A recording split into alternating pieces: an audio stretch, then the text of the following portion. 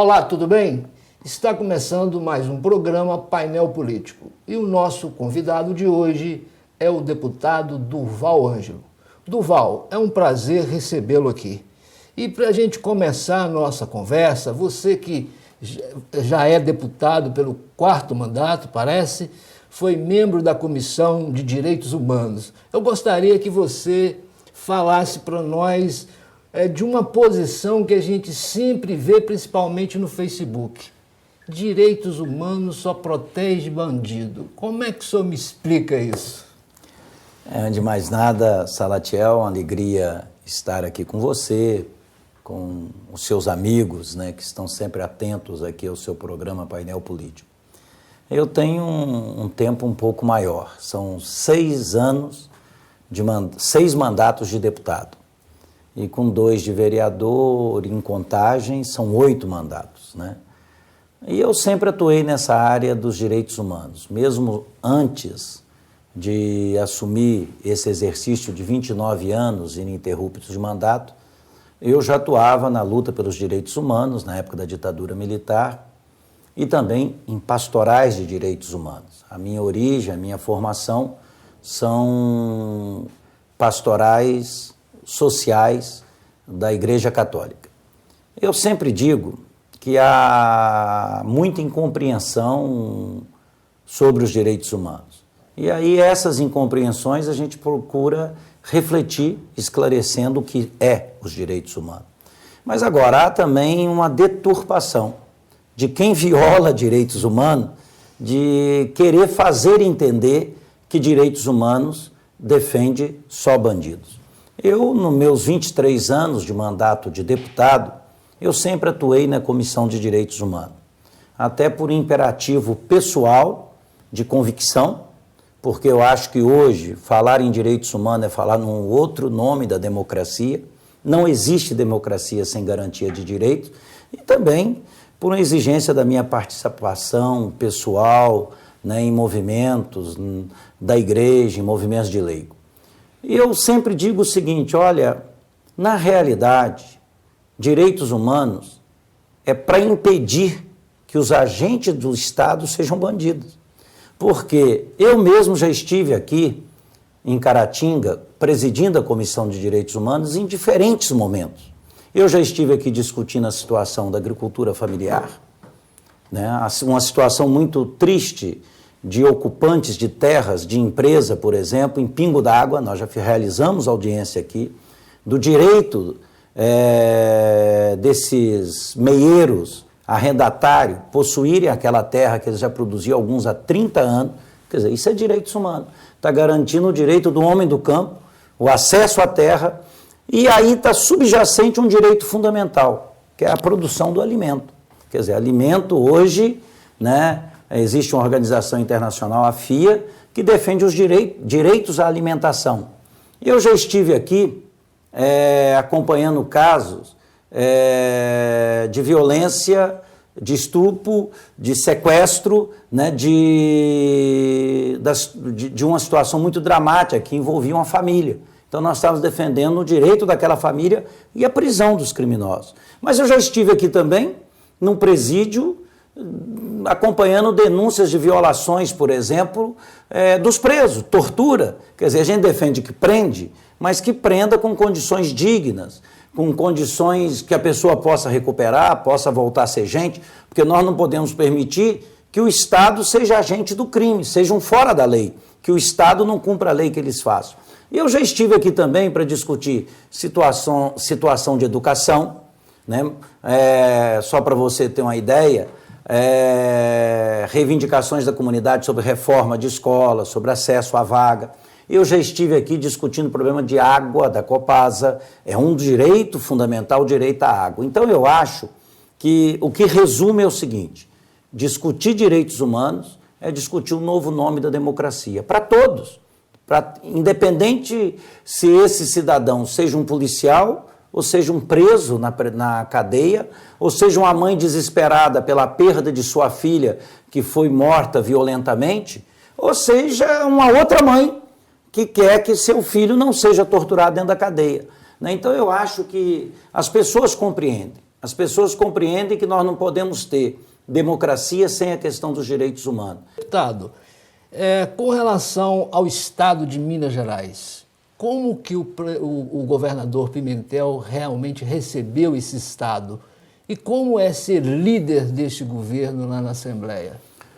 Olha, eu até, com todas as dificuldades do Estado, Salatiel e os nossos telespectadores, eu digo que diz um velho ditado, que na casa que falta pão, todos brigam e ninguém tem razão. Mas eu digo contraditório a isso, falando assim, é muito fácil ser líder do governo Fernando Pimentel. Porque o Fernando Pimentel vem cumprindo os seus compromissos de campanha. Por exemplo, para priorizar a agricultura familiar e a regularização das terras, ele criou uma secretaria de regularização urbana, de questão fundiária. Então, isso é um compromisso importante. Ao mesmo tempo, para ouvir o povo, para o povo poder participar, porque o slogan dele, durante a campanha, foi ouvir para governar, ele criou uma secretaria de direitos e participação social. Então, isso é muito importante. E, ao mesmo tempo, quando eu vejo aqui para a nossa região, eu vejo o seguinte, a luta antiga de Caratinga, e aí teve um papel grande o presidente da Assembleia Legislativa, Adalclever Lopes, era que nós tivéssemos um corpo de bombeiros aqui em Caratinga. Foi um dos primeiros atos do governador, mesmo com um déficit de 7,3 bilhões que nós assumimos o Estado, aqui foi instalada uma unidade do Corpo de Bombeiro, que agora vão receber muitos equipamentos, né? Mesmo com as dificuldades do Estado. Aqui também sempre foi uma luta antiga em Caratinga para melhorar a segurança, o batalhão da Polícia Militar. Uma ação nossa e também do presidente da Assembleia, o batalhão está instalado aqui. Tanto que nós tivemos, nesses últimos 2 anos, uma redução da criminalidade na cidade de Caratinga e na região. Eu acho que isso é fruto desses 2 equipamentos que aqui estão, né? E sem contar também que a Polícia Judiciária tem recebido apoio, tem recebido viaturas, o governador praticamente está chamando todos os excedentes de todos os concursos da Polícia Civil, eu acho que é valorizando a Polícia Judiciária. Então eu acho que... E aqui nós temos 25 escolas estaduais em Caratinga. 21 foram ou estão sendo reformadas. Nós tínhamos escolas em Caratinga em dificuldade de funcionamento, estão sendo reformadas ou ampliadas. Então, é uma ação significativa do governo do Estado numa cidade como Caratinga. Então, eu acho que isso eu poderia falar de outras. E, ao mesmo tempo, essa percepção já chegou aos deputados. Eu sou líder de governo, a gente tem conseguido até hoje o governador, em 2 anos e meio de mandato, perder nenhuma votação na Assembleia. A última, então, foi muito mais expressiva. Tivemos momentos que em 77 parlamentares, que a oposição tinha de 9 a 10 votos em algumas propostas. Então, a gente conseguiu, né, com o apoio do presidente da Assembleia, Adalclever Lopes, criar um espaço de apoio do governo na Assembleia. E, além do mais, há quanto tempo que nós não temos um cidadão de Caratinga secretário do Estado? Caratinga tem uma importância enorme do ponto de vista cultural, do ponto de vista regional, do ponto de vista econômico. E agora nós temos o secretário da Agricultura, que logo vai anunciar boas notícias aqui na região, que é o Dr. Pedro Leitão. Ele é o secretário da Agricultura. Então, hoje, a gente pode dizer tranquilamente, além do presidente da Assembleia ter presença política aqui, nós temos o secretário da Agricultura da cidade. Então, eu acho que ser líder de um governo, que numa região que eu sou muito votado, que é toda essa micro-região de Caratinga, a gente ter um cidadão daqui da nossa região como secretário, isso me deixa muito feliz. Então eu fico satisfeito, eu acho que se a situação financeira tivesse melhor, seria mais fácil. Mas de qualquer maneira, com essas dificuldades, quando a gente está vendo crise em outros estados, o Rio de Janeiro não conseguiu terminar o pagamento do mês de abril, o Rio Grande do Sul está há 2 meses com salários atrasados. Nós tivemos a crise da polícia, agora recente no Espírito Santo, que gerou uma calamidade no Brasil inteiro. Nós temos hoje 9 estados onde o Estado não, principalmente no Nordeste e no Norte, não conseguem controlar a população carcerária. Nós temos 73 mil presos em Minas Gerais e nós temos uma situação de controle total, não é o crime organizado que controla os nossos estabelecimentos penais. Graças também a uma atuação muito boa do Poder Judiciário, que os juízes de vara de execuções criminais, como daqui de Caratinga, que eu respeito muito, são assim vocacionados para esse trabalho, são juízes presentes. No Ministério Público também a gente tem a alegria de ter bons parceiros na área da execução penal, no Ministério Público. Então eu acho que tudo isso contribui para a gente ter uma estrutura em Minas diferente de outros estados. Então eu preferia ser líder num período das vacas gordas, mas se nós estamos nas vacas magras, eu procuro exercer bem a minha liderança. Falando em vacas, como que o senhor avalia esse momento político no Brasil? Recentemente nós tivemos uma comissão que rejeitou uma denúncia contra o presidente da República. O senhor avalia tudo isso? Um velho deputado de Barbacena, já falecido, Zezinho Bonifácio, lá nos anos iniciais do golpe militar, ele disse assim, nós estamos vivendo uma época que a vaca está estranhando o bezerro. Então eu acho que é um pouco a situação política do país mesmo, da vaca estranhar bezerro. Porque a gente vê o seguinte, algumas decisões do Poder Judiciário, especialmente da 13ª Vara de Curitiba, não segue um padrão unificado, os processos não tem só capas, tem nomes de quem está no processo e tem partidos. E também lá no Congresso Nacional. A gente vê que por causa de uma pedalada fiscal, para liberação de crédito, para o Minha Casa Minha Vida e para o programa da agricultura familiar, a presidenta foi afastada por causa de pedalada fiscal, e por causa de malas de dinheiro, né, com mesadas semanais de R$500 mil, um presidente da República, numa comissão, não é afastado. Então, uma época diferente, né? Eu tenho um livro que eu escrevi há 2 anos atrás, que eu dei o título deste livro, um poema de Bertold Brecht, muito interessante, que se chama Tempos Sombrios. Então eu pus esse nome Tempos Sombrios, que a gente vivia tempo sombrio, inclusive de intolerância em relação ao diferente, intolerância, né, por questão racial, por questão de orientação sexual, né, por questão econômica, né? Então eu acho que esse livro, né, que eu valorizo com uma boa reflexão dos anos de 2015, início de 2016, a gente vive um pouquinho a continuidade desses tempos sombrios, quer dizer, tempos difíceis, né? Mas é aquela história, a gente só enxerga estrelas, são nas noites escuras. Isso é o discurso do padre Antônio Vieira, na igreja de Santo Antônio, lá em Roma, de Santo Antônio de Roma, que ele dizia o seguinte, que só nas noites escuras que a gente enxerga as estrelas. E eu digo mais, mas só enxerga estrela quem olhar para cima.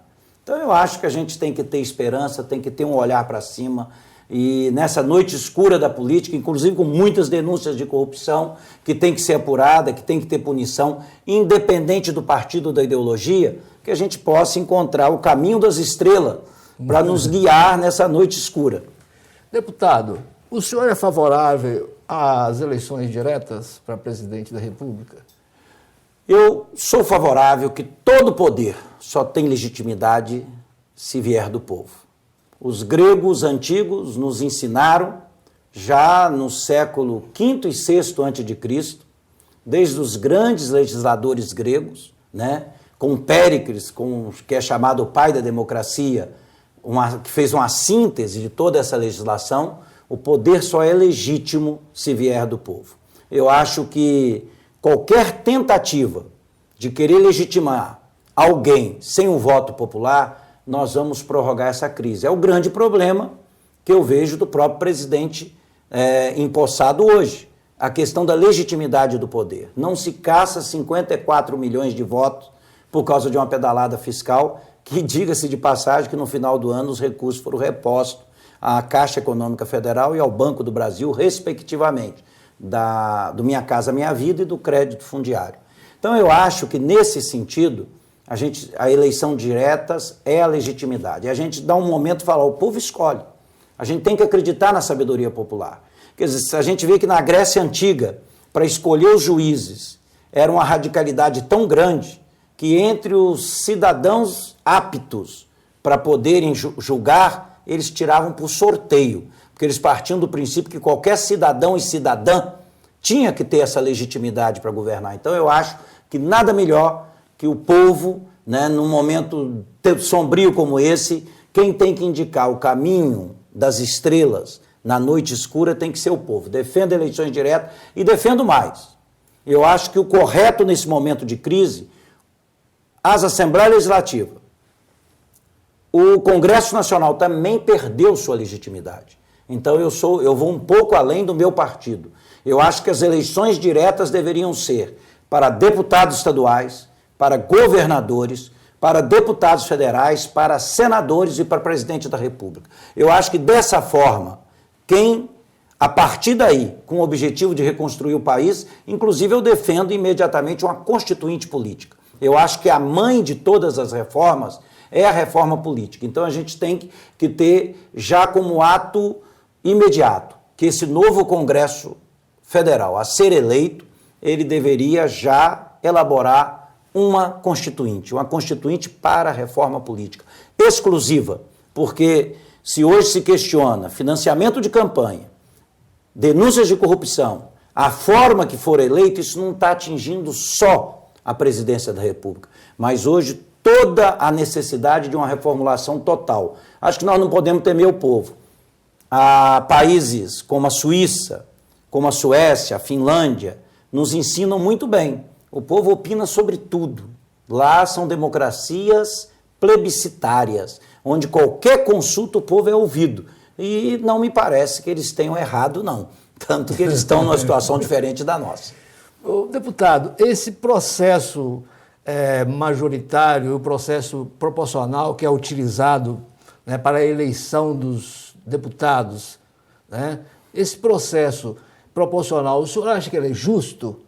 Essa forma, né, da eleição para o legislativo, com exceção dos senadores, né, que é o processo majoritário. O senhor acha que esse processo é injusto? Olha deve bem, ser mudado?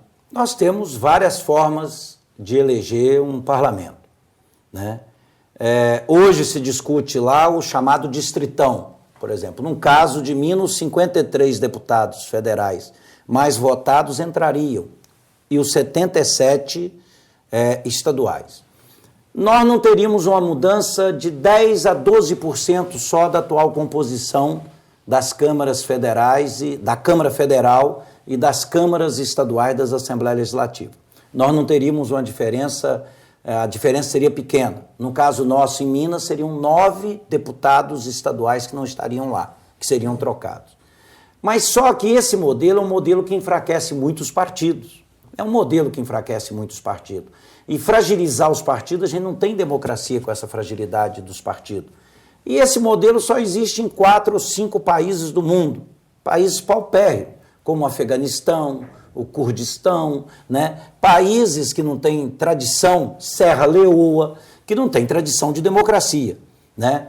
O sistema nosso é o proporcional, que o voto é somado na legenda. Mas ele tem uma distorção. Qual é a distorção? Permite coligação proporcional. Então aí você não mede o programa dos partidos. Então eu acho que esse modelo nosso, se fosse para manter esse proporcional, deveria ser com proibição de coligação proporcional. Cada partido poderia coligar no majoritário, mas não no proporcional. Sim. E o outro sistema seria o distrital. Mas tem um intermediário ao distrital, que é o distrital misto. Esse distrital misto é um modelo alemão. É um modelo que está tendo mais consistência em alguns países. 50% das vagas seria pelo sistema proporcional, a pessoa vota no partido e é distribuído pelos partidos, e 50% seria distribuído pelo distrito, né? Lógico, esse modelo pode caminhar para uma distorção. Os distritos têm que ser proporcionais aos eleitores. Você não pode querer, para agradar, falar assim, ó, vamos criar um distrito de Caratinga e a região, e aqui vai ter 1 ou 2 vagas, e o distrito de Manhuaçu, uma só. Não, a gente tem que ter uma proporção, ele tem que ter um critério matemático. Por quê? O critério que não é matemático é a representação no Senado, que é o majoritário. Então eu acho que se a gente conseguisse combinar o distrital misto sem os arranjos de interesse para dividir os candidatos, eu acho que seria o melhor sistema no Brasil, que nós não temos tradição dele ainda. Deputado, eu vou abrir um espaço agora para as suas considerações finais. Gostaria que nessas considerações o senhor abordasse o Lula. É candidato ou não? Olha bem, Salatiel, nossos telespectadores, o Lula é candidato. Tivemos com ele na segunda-feira retrasada, ele é candidato e vai ser candidato porque é um imperativo. Eu não acredito que se mantenha a última sentença do Sérgio Moro. Qualquer um advogado, qualquer um jurista pode analisar que as falhas são grandes. Você não pode condenar ninguém por convicções, por suposições e muito menos por denúncias feitas em matérias televisivas, como a sentença dele traz textos completos de jornais e de uma televisão específica do Brasil, de uma televisão específica. E eu acho que o Lula vai manter a candidatura, vai manter até o final, mas o PT para isso tem que corrigir erros. Acho que nós temos 37 anos de caminhada, temos alguns erros que nós precisamos corrigir. Eu acho que nós fizemos concessões demais a um modelo de fazer campanha muito mediático, onde a força dos marqueteiros é maior que a força do povo. Uma campanha também financiada e paga, onde a militância se perdeu muito. O PT tem que corrigir seus erros. E os erros estão aí. Nós estamos pagando por esses erros. E é um pagamento duro, um pagamento difícil, né? Em Minas Gerais, Fernando Pimentel vai ser candidato à reeleição. Nós vamos manter a aliança e a coligação com o PMDB e com os outros partidos aliados. Fernando está bem, né? Tem dado uma demonstração com a sua presença no interior de uma grande aceitação.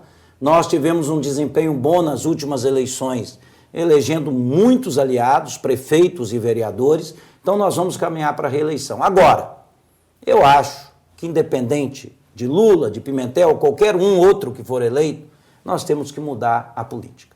É necessário mudar. A população tem que voltar a acreditar no seu político, no seu deputado, no seu governador, e para isso a gente tem que enfrentar com coragem, Salatiel, reforma política já. Hoje tem que ser a grande bandeira nossa, reformarmos a política, a forma de eleição, o financiamento de campanha, ele precisa ser modificado para que a gente não fique esperando quando é que vem a próxima denúncia, de que forma ou contra quem. Hoje a expectativa é sempre essa. Quem vai ser o próximo denunciado na próxima operação da polícia? Eu acho que a gente tem que realmente ter uma estabilidade maior. Outros países do mundo, a Itália já passou por isso, Portugal recentemente sofreu uma profunda reforma política e a gente tem que ter coragem de fazer a reforma política no Brasil. Deputado, nós agradecemos imensamente a sua participação no programa, estamos abertos. Muito obrigado. E a você, telespectador, o nosso abraço. Muito obrigado pela audiência e até o próximo programa Painel Político.